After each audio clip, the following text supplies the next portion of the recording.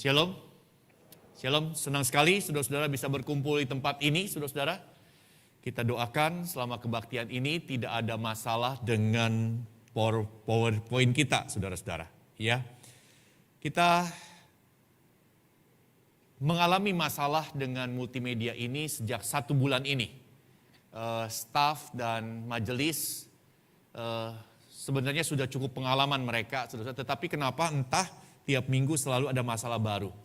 Jadi kalau saudara-saudara punya kenalan yang memang ahli dalam hardware komputer, software komputer untuk live streaming, atau juga listrik, saudara-saudara, tolong saudara bisa memberi info pada gereja supaya kami juga bisa konsultasi dengan mereka memikirkan masalah yang kami hadapi. Baik, kehendak siapa, saudara-saudara? Kehendak siapa? Kehendak suami atau istri yang mesti diikuti? Diam semua. Suami takut bersuara karena ada istrinya di sebelah. Kehendak orang tua atau kehendak anak yang mesti diikuti? Ada yang bilang kalau anaknya masih kecil, kehendak orang tua diikutin. Tapi kalau orang tuanya sudah kalep, kehendak anak yang mesti diikutin. Karena kalau orang tuanya nggak ikutin perkataan anak, orang tuanya nggak dikasih uang saku sama anak-anak. Jadi kehendak siapa yang mesti diikuti? Bos atau karyawan? Kalau kehendak bos nggak diikuti, dipecat. Tapi kalau kehendak karyawan nggak diikuti, demo berjilid-jilid. Jadi kehendak siapa yang mesti diikuti? Kehendak majelis atau jemaat yang mesti diikuti? Katanya kepemimpinan tertinggi di jemaat adalah majelis. Tapi kalau ada keinginan 1-2 jemaat tidak diikuti, wah bisa protes di grup WhatsApp sana-sini, saudara-saudara. Jadi kehendak siapa yang mesti diikuti, saudara-saudara? Saudara, mari kita berdoa untuk firman Tuhan ini. Bapa di surga, terima kasih. Ya, kami mau belajar merendahkan diri. Apa yang dikatakan oleh firman Tuhan dapat kami aplikasikan dalam kehidupan kami sehari-hari. Supaya kami hidup lebih berkenan di hadapan Tuhan. Dalam nama Yesus Kristus kami berdoa. Amin. Saudara-saudara, adakah kehidupan tanpa masalah? Adakah orang hidup tanpa mengalami penderitaan apapun juga? Kelihatannya tidak ada, saudara-saudara. Semua orang pasti pernah punya masalah. Setiap orang pasti pernah mengalami penderitaan. Tetapi yang lucunya, saudara-saudara, sebagian besar orang ketika mengalami penderitaan, dia merasa penderitaannya itu yang paling luar biasa di dunia. Dia menganggap dirinya itu paling menderita, paling kasihan, saudara-saudara. Sehingga tidak jarang orang-orang seperti ini mengambil jalan nekat di tengah-tengah penderitaan yang dialaminya. Ada anak yang tidak bisa bayar uang sekolah, dia bunuh diri. Saudara jangan tertawa dulu. Saudara mengatakan kok urusan uang sekolah bunuh diri. Tapi bagi anak ini mungkin itu malunya luar biasa. Tidak bayar uang sekolah 3 bulan, dipanggil sama gurunya ke depan, diumumkan di kelas, wah dia tidak punya lagi muka di hadapan teman-temannya, mungkin teman-temannya mengejek dan lain sebagainya, saudara-saudara. Tapi bagaimanapun persoalannya, bukan bunuh diri jalan keluarnya. Ketika merasa dirinya paling menderita dan tidak ada jalan keluar, banyak orang mengambil jalan pintas. Ini cerita lama. Siapa dia, saudara-saudara? Dia adalah seorang wanita berasal dari Taiwan. Dia bunuh diri karena apa? Lihat, karena sang pacar lupa ulang tahunnya. Karena sang pacar lupa ulang tahunnya. Apa itu gambar di kanan? ternyata di Taiwan, di daerah tertentu, itu pemanas ruangannya masih seperti ini, saudara-saudara. Ada cerobong asapnya pasti di atasnya, tetapi cerobong asap itu bisa ditutup, bisa dibuka. Dan wanita ini, saudara-saudara, menyalakan penghangat ruangan dan menutup cerobong asap sehingga asapnya ada dalam ruangan. Tapi anehnya dia masih bisa, saudara-saudara, terakhir kali menulis status di Facebooknya. Terlambat, kamarku sudah penuh asap. Bahkan di saat aku sedang sekarat, aku masih ingin posting di Facebook. Aku pasti sudah kecanduan Facebook. Teman-temannya baca status ini, dikiranya dia bercanda. Tapi akhirnya orang menemukan dia sudah mati lemas di dalam kamarnya. Ketika orang menghadapi masalah, seringkali kita ini stres, beban berat dan merasa kita, wah, tidak ada lagi harapan apa-apa. Seorang penulis buku Dictionary of Christ and the Gospel, dia mengatakan, saudara-saudara, tidak ada penyakit lain yang bisa mematikan manusia melalui penderitaan yang bertahun-tahun dan begitu mengerikan seperti kusta. Pada zaman Tuhan Yesus, penyakit kusta bukanlah penyakit yang bisa disembuhkan. Bahkan sampai zaman sekarang, ada orang-orang yang berpenyakit kusta dan terlambat ditangani, akhirnya berujung mengerikan. Saudara-saudara, bagaimana sih penderitaan penderita kusta itu? Ada dua macam kusta yang saya tahu. Kusta nodular. Kusta ini, efek simptomnya banyak sekali. Biasanya timbul bintil-bintil kecil di bagian tubuh tertentu. Hanya bagian tubuh tertentu, apakah tangan, kaki, atau badan, atau punggung, atau di leher. Hanya di bagian itu dan kecil. Tetapi bernanah. Dan nanahnya itu mengeluarkan bau yang sangat tidak sedap. Beda dengan nanah luka biasa, saudara-saudara. Dan celakanya, bulu mata juga bisa jadi rontok. Saudara melihat orang-orang yang penyakit kusta model ini, maka tidak punya bulu mata. Dan biji matanya seakan-akan mau keluar. Karena matanya itu terbelalak sedemikian rupa, saudara-saudara. Suaranya parau, bahkan napasnya sesak, tersengal-sengal. Dan terakhir, mentalnya akan mengalami kemunduran. Dan dia meninggal dunia. Saudara-saudara, intinya jenis kusta ini seluruh tubuh benjol-benjol bernanah dan bau busuk. Mungkin tidak sedap untuk dipandang, tapi saya ingin memperlihatkan saudara, kita memandang saja sudah demikian tidak nyaman. Apalagi orang yang menderita, saudara-saudara.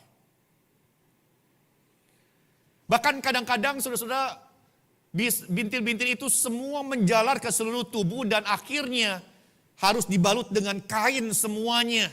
Supaya tidak jijik orang melihatnya, tapi baunya tetap luar biasa. Saudara-saudara, bahkan ini harus kita agak buramkan karena sangat-sangat tidak nyaman untuk melihatnya. Sedemikian menderitanya, ini bisa sampai 9 tahun dari gejala awal sampai akhir. Sedemikian menderita dan akhirnya toh meninggal juga.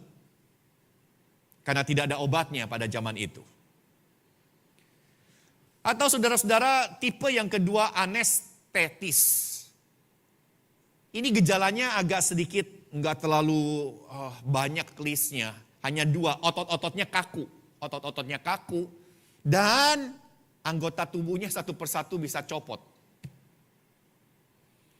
Intinya ini menyerang syaraf. Lihat tangannya kaku. Kaku seperti ini. Sampai mengubah bentuk tulang kalau kita ronsen. Dan akhirnya saudara-saudara, jari tangan, jari kaki. Saya pernah melihat kupingnya. Bahkan saya pernah melihat orang yang sudah tidak punya hidungnya karena terlepas dari tubuhnya. Ini terjadi sampai zaman ini dikala diobati dengan terlambat atau tidak benar. Dan celakanya saudara-saudara pada zaman Yesus ini bisa terus-menerus terjadi selama 20 tahun. Penderitaan yang terus-menerus selama 20 tahun, makin lama makin sakit, makin lama makin sakit, dan akhirnya meninggal. Saudara-saudara, biasanya orang yang sakit kusta itu akan dihadirkan dalam sebuah kebaktian. Kemungkinan besar di halaman yang terbuka. Kebaktian apa? Kebaktian kematian. Karena orang yang sakit kusta sudah dianggap mati. Setelah kebaktian itu, saudara, dia dikucilkan, disingkirkan, tidak boleh tinggal di dalam kota, harus di luar benteng kota. Dan kalau ada orang yang mendekat, harus teriak, najis, najis, najis. Kalau dia tidak berteriak, dan orang itu jalan terus dan akhirnya sadar ada orang kusta di dekatnya, maka orang kusta itu akan dilempari batu oleh orang yang lewat itu. Saudara-saudara, sentuhan membuat orang najis. Menyentuh orang sakit kusta membuat orang yang takhir menjadi najis. Bahkan jangan menyentuh, berdekatan pun bisa membuat orang yang takhir jadi najis adanya. Jika ada sekerumunan orang atau ada orang yang takhir, ada orang yang sakit kusta, maka jaraknya tidak boleh lebih dekat daripada 1,5 meter. Lebih dekat daripada 1,5 meter, orang yang takhir itu jadi najis juga. Tapi dengan catatan 1,5 meter kalau arah anginnya seperti ini.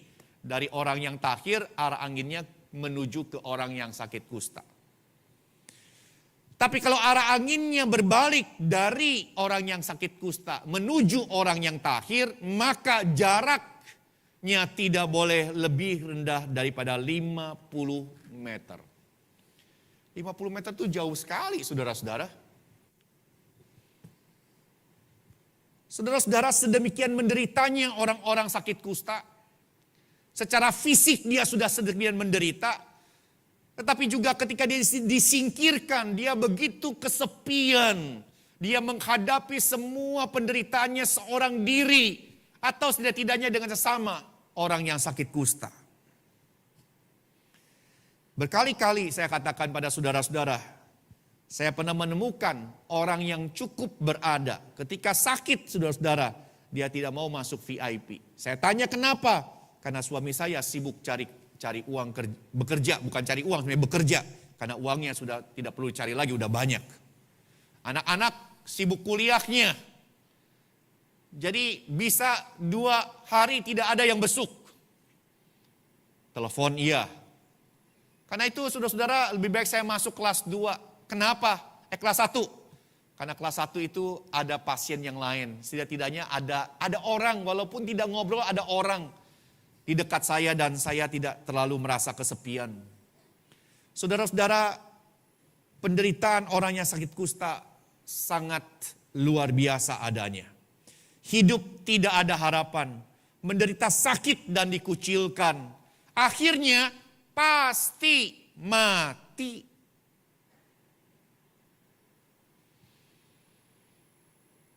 Sehingga tidak aneh pada zaman Yesus orang sakit kusta banyak yang bunuh diri. Karena mereka mengatakan, buat apa saya menjalani puluhan tahun dalam penderitaan, akhirnya harus mati. Lebih baik sekarang mati tanpa harus melewati penderitaan itu. Tapi pertanyaan saya, apakah pasti mati dan tidak ada jalan keluar sama sekali? Saudara-saudara, Matius 8 ayat 1 sampai dengan 3. Ayo sama-sama baca, 2, 3. Setelah Yesus turun dari bukit, banyak orang berbondong-bondong mengikuti dia. Maka datanglah seorang yang sakit kusta kepadanya.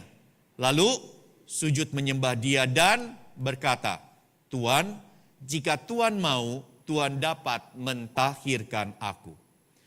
Lalu Yesus mengulurkan tangannya, menjamah orang itu dan berkata, aku mau, jadilah engkau tahir. Seketika itu juga tahirlah orang itu daripada kustanya.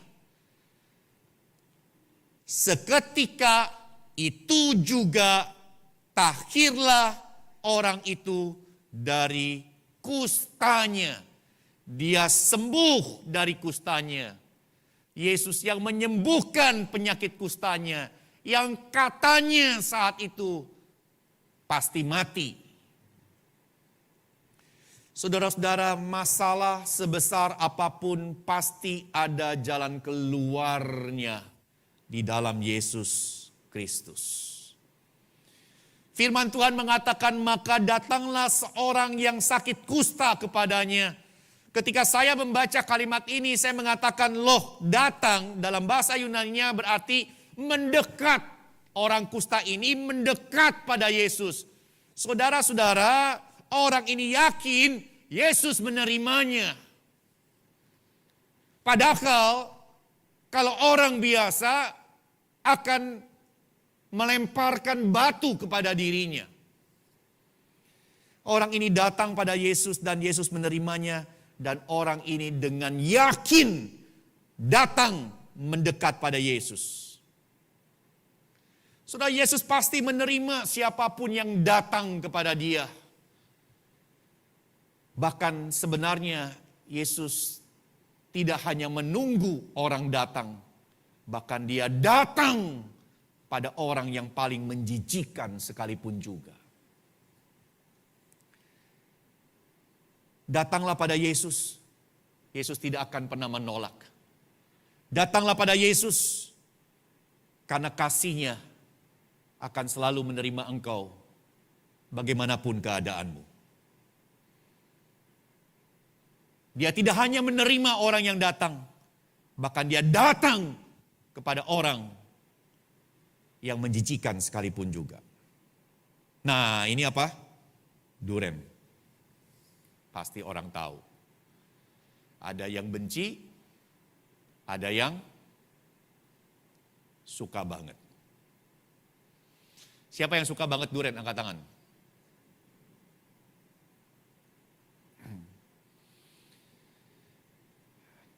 Kita pergi ke rumah teman, pas teman beli duren. Satu, baunya saja sudah luar biasa. Dua, lihat warnanya kuning luar biasa. Lihat teksturnya, mentega banget. Lalu teman kita menawarkan duren itu pada kita. Sambil makan duren, teman kita itu nawarin, ambil, ini enak banget. Ambil tidak? Ambil, baunya enak, warnanya bagus, teksturnya mentega banget, rasanya manis, agak ada alkoholnya dikit. Cuma satu masalah, ada istri di samping kita. Itu masalahnya. Itu masalahnya. Kenapa? Karena istri tahu kita ini gula darahnya udah 200. Istri tahu tekanan darah tinggi kita 150, 110. Istri larang kita makan durian karena dia tidak mau jadi janda. Bukan, karena dia cinta kita, saudara-saudara. Nah, saya ingin tanya. Kita lihat durian itu dan lihat teman kita makan durian, menderita enggak?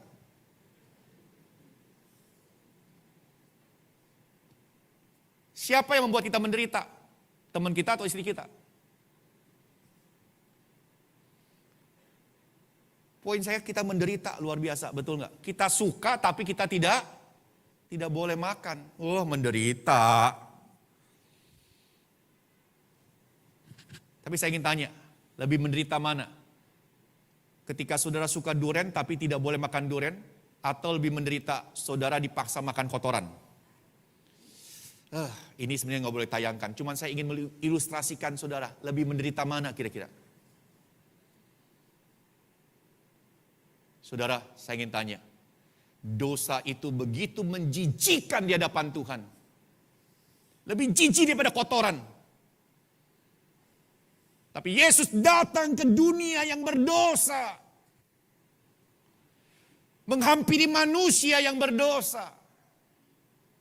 Mencari manusia yang berdosa.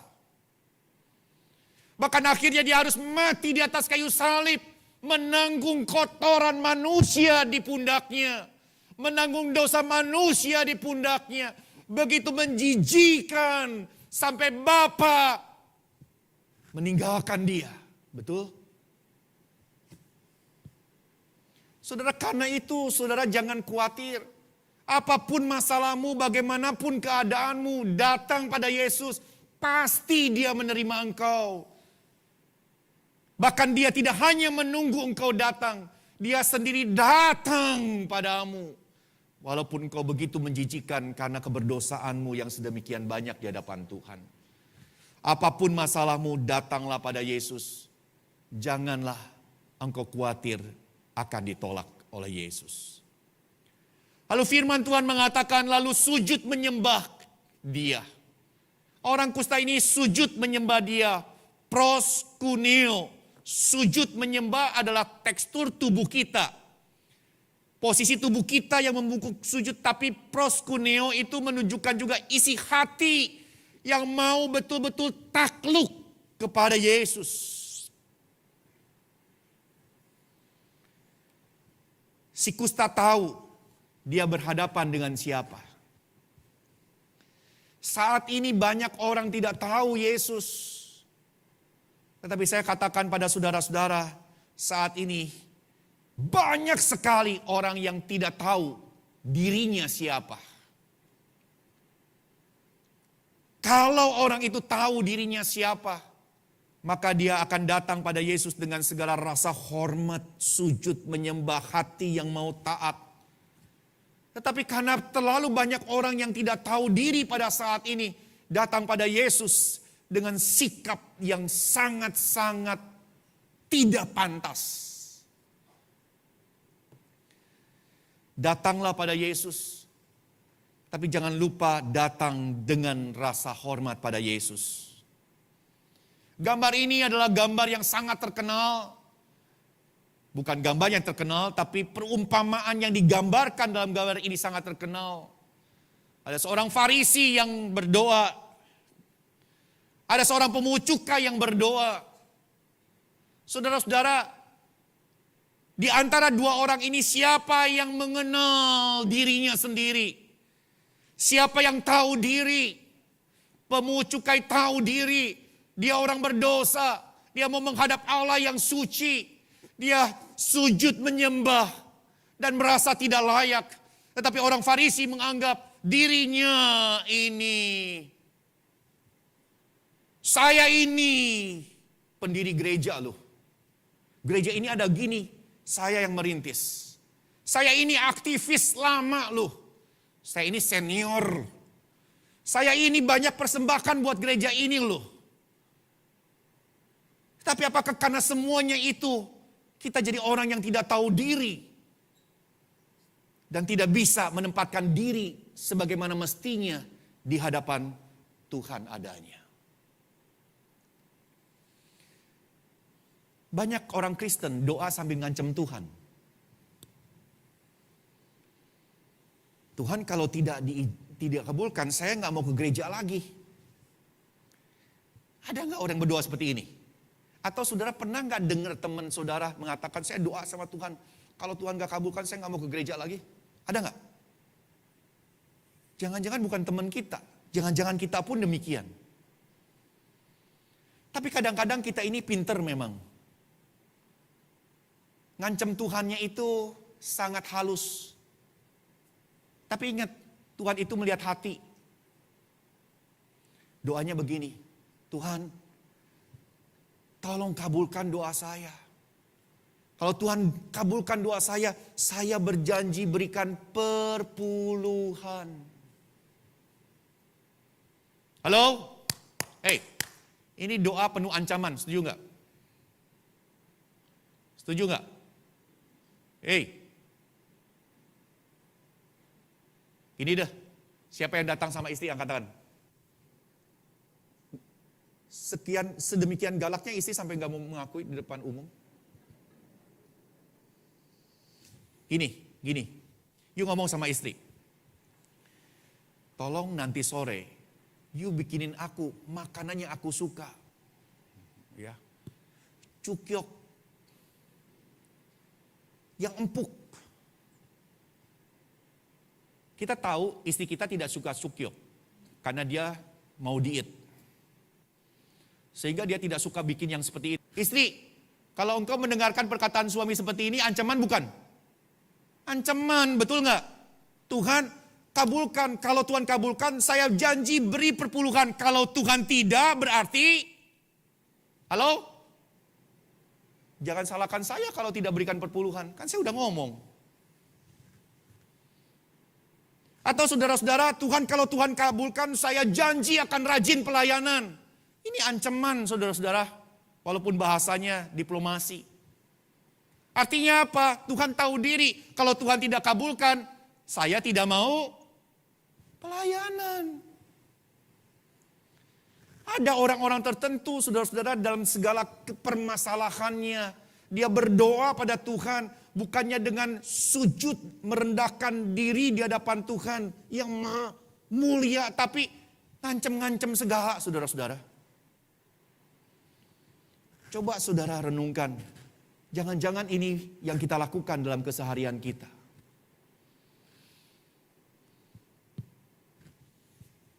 Lalu dalam firman Tuhan ini kita tahu bahwa si kusta mengatakan, Tuhan, jika Tuhan mau, Tuhan dapat mentahirkan aku. Kata Tuhan itu kurios. Kurios itu bisa diterjemahkan Tuhan, tapi juga bisa diterjemahkan Tuhan. Tuhan artinya Tuhan di atas segala Tuhan. Tuhan yang paling berdaulat. Tuhan yang paling berotoritas. Tuhan saya punya otoritas, tapi Tuhan yang paling berotoritas dalam kehidupan saya. Nah, di dalam ayat ini apakah sebaiknya diterjemahkan Tuhan atau Tuhan? Saudara-saudara, memang bisa diterjemahkan dua-duanya. Tetapi kalau kita lihat kata dapat, baris kedua ada kata dapat, itu adalah dunamai. Artinya apa? Bukan hanya sekedar bisa, tapi berkuasa. Sehingga saya lebih condong mengatakan mungkin di sini terjemahkannya Tuhan. Karena orang sakit kusta ini tahu dia berhadapan dengan Yesus yang berkuasa untuk menyembuhkan sesuatu penyakit yang mustahil disembuhkan oleh siapapun juga. Saudara-saudara, datanglah pada Yesus dengan rasa hormat, tapi juga datanglah pada Yesus dengan iman. Bahwa Yesus mampu melakukan apapun yang mungkin orang lain mustahil lakukan. Bahkan di ayat yang ke-16 dikatakan bukan hanya orang-orang sakit, tetapi juga orang-orang yang dirasuk oleh setan. Dengan sepatah kata saja Yesus mengusir roh-roh itu. Saya nggak promosi, ini promosi lagi jadi nanti. Ada pesulap merah, betul? Siapa yang tahu pesulap merah? Angkat tangan. Pura-pura nggak tahu nih.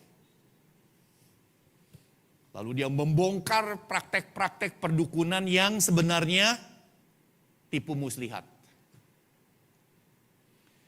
Tapi saudara-saudara, ada betul kuasa-kuasa kegelapan yang sebenarnya itu ada. Iblis masih bekerja sampai saat ini. Tetapi saudara, kita punya Tuhan yang maha kuasa. Kita tidak perlu gentar. Firman Tuhan mengatakan iblis itu bagaikan macam yang mengaum tapi sudah diikat. Dia tidak berdaya apa-apa, hanya bisa menakut-nakuti saja. Tuhan kita adalah Tuhan yang maha kuasa, bukan hanya menyembuhkan penyakit atau mengusir setan yang menguasai diri kita. Tetapi yang terutama, Yesus adalah Yesus yang lahir untuk menyelamatkan kita dari dosa. Menyelamatkan kita dari hukuman dosa. Menyelamatkan kita dari api neraka yang membara. Menyelamatkan kita dari panasnya api yang kekal dalam neraka. Yesus berkuasa melakukan itu. Dan mari kita datang kepada Yesus mengatakan, Yesus, aku datang padamu dengan iman. Dengan iman. Kalau kita datang dengan iman, maka kita harus berjalan di jalannya Tuhan yang kita imani. Seorang ibu sakit, berdoa, begitu tekun dia berdoa. Setiap pagi dia datang berdoa di rumah Tuhan. Lalu suatu saat dia datang sama Pak Pendeta mengatakan, Pak Pendeta, bolehkah saya mencoba untuk pengobatan alternatif? Pak Pendeta mengatakan, no problem. Walaupun banyak pengobatan tradisional yang memang belum teruji secara ilmiah, tetapi tidak ada efek samping yang berbahaya, tidak ada salahnya engkau mencoba pengobatan alternatif. Lalu si ibu mengatakan, bukan Pak Pendeta, bukan itu. Itu loh Pak Pendeta, ada teman saya kenalkan di sana ada orang pinter, punya ilmu, hebat. Boleh enggak saya ke sana berobat? Lalu mengapa engkau berdoa pada Tuhan kalau engkau masih mencari kuasa-kuasa yang lain? Berapa banyak di antara kita ini berdoa tanpa iman. Minta Tuhan lancarkan usaha kita, tapi amplop terus kita siapkan buat pejabat-pejabat tertentu.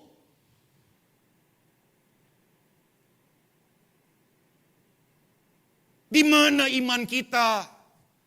Kita ingin mengatakan pada Tuhan, Tuhan aku berdoa tapi aku tidak beriman pada Engkau. Kalau tidak ada amplop di Indonesia, tidak mungkin Engkau bisa melancarkan usaha saya dan permasalahan saya. Sedemikian sulitnyakah beriman di Indonesia ini? Saudara pikir di negara mana yang lebih gampang untuk mempraktekkan iman? Di seluruh dunia sama. Karena kita ini diutus di tengah-tengah serigala. Tapi mari kita beriman dan jalan di jalannya Tuhan. Tanpa mau kompromi dengan dosa.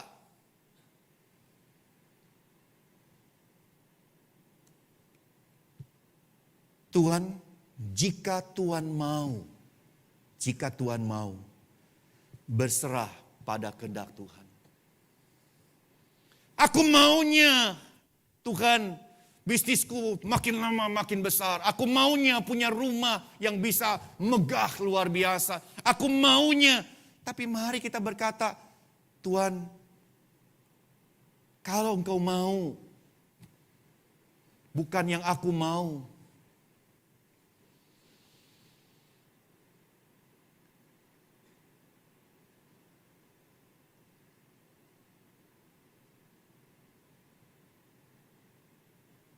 Mungkin pil pahit yang harus kita telan.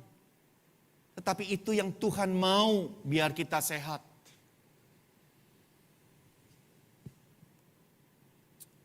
Ada orang-orang sok benar. Kalau orang lain beda pendapat dengan dia, semua orang dia salahkan. Orang-orang yang sok benar ini, perkataannya selalu merasa harus diikuti karena dia yang paling benar. Dia tidak peduli ada 1000 orang yang beda pendapat. Kalau ada orang yang beda pendapat, dia menghakimi mereka sebagai orang-orang yang salah. Ada orang yang so tahu. Merasa dirinya yang paling tahu problem permasalahannya apa. Tapi celakanya saudara-saudara, orang yang so benar dan so tahu ini kadang-kadang bukan hanya merasakan manusia. Di hadapan Tuhan pun mereka melakukan hal yang sama. Ketika mereka berdoa, mereka merasa, Tuhan, saya harus memberitahu pada Engkau, ini lu yang paling baik. Ketika dia berdoa, dia berusaha untuk mengubah Tuhan. Karena dia merasa lebih benar daripada Tuhan. Saudara, jumlah rambut di kepala kita pun kita tidak tahu. Bagaimana kita so tahu. Apa yang kita doakan. Memang saudara pikir Tuhan belum tahu. Tuhan tahu. Mari Ketika kita berdoa, jangan menjadi orang yang sok tahu atau sok benar. Tapi kita mau mengatakan, kehendak-Mu. Karena kehendak-Mu yang terbaik. Datanglah pada Yesus dengan iman, tapi bukan hanya dengan iman. Tapi datang pada Yesus sebagai Tuhan di atas segala Tuhan yang paling berotoritas dalam kehidupan kita. Kehendak siapa? Kehendak istri atau suami? Kehendak orang tua atau anak? Kehendak bos atau karyawan? Kehendak majelis atau jemaat? Mari saudara-saudara, kita sendiri dan mencari tahu kehendak Yesus. Suami istri jalankan kehendak Yesus. Orang tua anak jalankan kehendak Yesus. Bos dan karyawan jalankan kehendak Yesus. Majelis dan jemaat menjalankan kehendak Yesus. Duduk sama-sama, berdoa bersama-sama, bertukar pikiran bersama-sama. Cari tahu kehendak Yesus. Hanya satu yang harus kita ikuti, kehendak Yesus. Jangan sok benar sendiri, jangan sok tahu sendiri. Lalu Yesus mengatakan apa pada orang kusta itu? Aku mau, jadilah engkau tahir. Sudah datanglah pada Yesus. Dia pasti mau menolong kita. Datanglah pada Yesus sebagai Tuhan di atas segala Tuhan. Tuhan yang berotoritas dalam kehidupan kita. Maka Yesus pasti memberi yang terbaik. Saudara, 1 Korintus 10 ayat 13. Sekalipun kita menghadapi penderitaan, kesulitan, pencobaan, Tuhan berikan yang terbaik pada masa-masa susah itu. Karena pencobaan-pencobaan yang kita alami ialah pencobaan-pencobaan biasa yang tidak melebihi kekuatan kita. Sebab Allah setia dan karena itu Ia tidak akan mencobai kita. Membiarkan kita dicobai melampaui kekuatan kita. Pada waktu kita dicobai, Ia akan memberi kepada kita sama-sama apa? Jalan keluar. Sehingga kamu dapat menanggungnya. Itu masalahnya Pak, saya menghadapi permasalahan ini. Kok makin lama kok sepertinya tidak ada jalan keluar. Makin rumit, makin seperti benang kusut. Masalahnya cuma satu.